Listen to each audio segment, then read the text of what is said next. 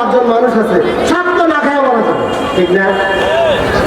ভাই ও দোস্ত আজিজ, ইসলাম নারীরা যে সম্মান দিয়েছে, ইসলাম নারীর যে সুরক্ষা দিয়েছে, ইসলাম নারীর সম্মান আর সুরক্ষার ক্ষেত্রে যে সুন্দর ব্যবস্থাপনা রেখেছে, আপনি যদি এটা পরিষ্কার রূপে বুঝেন তাহলে কখনো আপনার এই সংশয় তৈরি হবে না।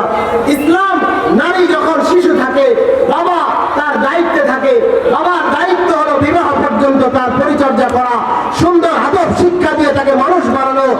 এরপরে তার দায়িত্ব হলো একটা ভালো আদর্শ স্বামী দেখে তাকে বিবাহ দেওয়া। বিবাহের পরে তার দায়িত্ব পায় স্বামী, এবার মৃত্যু পর্যন্ত দায়িত্ব পায় স্বামী। স্বামী মারা গেছে, তার মৃত্যু পর্যন্ত দায়িত্ব পায় বড় ছেলে অথবা সন্তান। এবার বলুন তো দেখি, একটা নারী তার অধিকার থেকে ইসলাম কি কখনো তাকে বঞ্চিত করেছে? কথা বলেন না কেন? তাহলে তার যত প্রয়োজন, তার যত ব্যবস্থাপনা, তার যত দরকারি বিষয় আছে, শিশু অবস্থায় বাবা দেখবে, কৈশোরে বাবা দেখবে, বিবাহ দিয়ে দেবে বাবা, অথবা যদি বাবা না থাকে তাহলে তার বড় ভাই দেখবে, অথবা যদি বাবা না থাকে, ভাই না থাকে, তার স্বামী দেখবে, যদি স্বামী না থাকে তার সন্তান দেখবে, সন্তানও নেই তাহলে তার দায়িত্ব তার দাদা গ্রহণ করবে, দাদা নেই, কেউ নাই। ইসলাম তখন তাকে বলে